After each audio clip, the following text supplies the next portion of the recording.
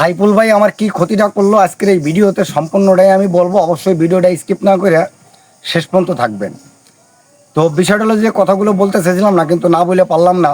বর্তমান মানে এই জিনিসটা নিয়ে আমি কয়েকদিন হয়েছে মানে আমার মাথা খুবই ব্যথা, যে কেন এটি নিয়ে যদি আমি ভিডিও না বানাই তাহলে আমি আমার কাছে মনে হয় যে আমি মানে উপরওয়ালার কাছে কেমন যেন ঠেকা থাকবো। তো বিষয়টা হলো যে কেউ স্কিপ করবেন না। সেটা হলো যে যে কথাটা বলবো যে আমি আজকে রতন ভাই আপনারা কিন্তু অনেকেই আমার চেনেন যে আমি রতন ভাই। তো রতন ভাই আমি কোথার থেকে হইলাম, রতন ভাই আমি কেমনে হইলাম, আর এইটার জন্য মানে আমার মাথার উপর আটটা কাজ ছিল। আজকে আমার 70,000+ ফলোয়ার কেমনে হইলো। তো বিষয়টা হলো যে আপনারা অনেকেই জানেন যে আমি সাইফুল ভাইয়ের কাছে গেছি আজ থেকে 6 মাস আগে। তো তখনই আমার পেজগুলো থাকতো না, ডিজেবল হয়ে যেত, বাদ হয়ে যেত। সাইফুল ভাইয়ের কাছে যাওয়ার পরে আমার পেজটা খোলার পরে যা কিছু করণীয় করে দিচ্ছে। আজকে আমাকে নিয়ে এসে অনেক প্রমোট ভিডিও বানাইছে। আজকে তার দ্বারাই আজকে আমি 70,000+ ফলোয়ার অর্জন করছি। দেশে এবং প্রবাসের অনেক ভাই বন্ধু আমাকে চেনে। তো আমি মনে করি যে সাইফুল ভাইয়ের অনেক বড় অবদান, উপরে আল্লাহর নিচে সাইফুল ভাই এর অবদান ছিল। আমার উস্তাদ, তাকে আমি স্যালুট জানাই। তো কি ক্ষতি করলো সেই কথাটা বলি এখন। সেটা হলো যে অনেক ভাই বন্ধু আছেন যে তার কাছে যাইয়া ভাই ছোট অবস্থায় যাইয়া আপনি আপনার ফেসবুক ওটা তৈরি করিয়া 2-4টে ফলোয়ার যখন হয়ে যায় তখন আপনি তাকে নিয়ে অনেক সমালোচনা করতেছেন। সে এইটা খারাপ, সে ওইটা খারাপ, কিংবা আপনি তার এগেনস্টে অনেক কথা বলতেছেন, তাকে নিয়ে অনেক ভিডিও বানাইতেছেন, লাইভে অনেক কথা বলতেছেন। ভাই এই কথাগুলো কেন বলেন? যার নুন খাইছেন তার গন্ডে একটু গায়ে, তার নুন খাইছেন তার গুন্ডে যদি একটু না গান ভাই, তাহলে স্বয়ং উপরওয়ালার কাছে আপনি ঠেকা দেখবেন। আপনি তো আজকে 2জন ফলোয়ারের অর্জন করছেন, তার মানে এই না আপনি বড় কিছু হয়ে গেছে। ভাই সাইফুল ভাই, সাইফুল ভাইয়ের জায়গা আমি যদি 1 মিলিয়ন ফলোয়ার হয়, আমি রতনকে নিতে পারবো? নিতে পারবো না। আপনি নিতে পারবেন না। এটা কখনোই সম্ভব না। সাইফুল ভাই, ঠিক আছে?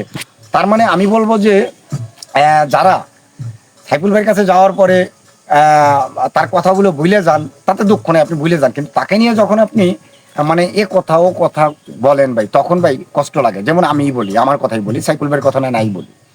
আমার কাছে আমার এই 6 মাসের অভিজ্ঞতায় অনেক ভাই বন্ধু আমার কাছে আসেন। তো আসার পরে যখন একটু একটা প্রমোট ভিডিও তাকে নিয়ে বানাই, তখন তার পাক খাজালাই যায়, তার পাক খাজালাই যায় ভাই। আর সাইফুল ভাই তো আমাদের নিয়ে হাজার হাজার ভিডিও বানায়, আপনাকে নিয়ে হাজার হাজার ভিডিও বানাইছে, শয়ে ভিডিও বানাইছে। তাহলে আপনার পাখা গজানোর তো কিছু নাই, পাখা গজানোর কিছু আছে নাই ভাই। তো আমি আমার জায়গা থেকে বলবো ভাই, এই জায়গা পাখা গজানোর কিছু নাই। অবশ্যই যার নুন খাইছেন তার গুণ গায়েন। আর যদি গুণ নাও গান, আমি আমার জায়গা থেকে বলবো যদি গুণ নাও গান, মানে নুন খাইছেন, গুণ গাওয়ার দরকার নাই। আপনার ভালো লাগতেছে না সাইফুল ভাইকে, তার গুণ গায়েন না। কিন্তু তাকে নিয়ে এই আজে বাজে মন্তব্য, আজে বাজে সমালোচনা করেন না। তার মতো একটা লোক এই ফেসবুক প্ল্যাটফর্মে পাওয়া আমি মনে করি খুবই টাফ। আমি রতন ভাই টাকা দিয়ে পর্যন্ত পেজ খুলছি, একটা ছবি তোলার মতো ক্ষমতা ছিল না আমার। কারণ তাদের কাছে টাকা দিছি, একটা ছবি তুলবে না, টাকা দিছি একটা ভিডিও বানাইতে দেবে না। তার মানে কি, কি বোঝেন? যে একজন সেলিব্রিটি তার কাছে যাওয়া বহুত চাপ ব্যাপার। আর সে সাইফুল ভাই এমন একজন সেলিব্রিটি যে তার কাছে গেলে আমার 50টা ফলোয়ার নিয়ে গেলে, কিংবা একটা ফলোয়ার মাত্র পেজটা খুলে দিছে, সে আমার নিয়ে প্রমোট ভিডিও বানাইতেছে ঘন্টার পর ঘন্টা, আমার পিছনে সময় দিতেছে ঘন্টার পর ঘন্টা। তলি ভাই সে আমার ক্ষতিটা করলো না আমার উপকারটা করলো? আপনাদের কাছে এই প্রশ্ন। আজকে রতন বাইরে জিরো থেকে হিরো বানাইলো, মনে করেন এটা কি কার অবদান? তার অবদান। এটা উপরে আল্লাহ ছিল আর নিচে সাইফুল ভাই ছিল, তার অবদান, তাই না? যদি তাই হয় তাহলে তাকে নিয়ে সমালোচনা করা বাদ দেন, তাকে নিয়ে ভালো কিছু করেন ভাই। পৃথিবীটা গোল।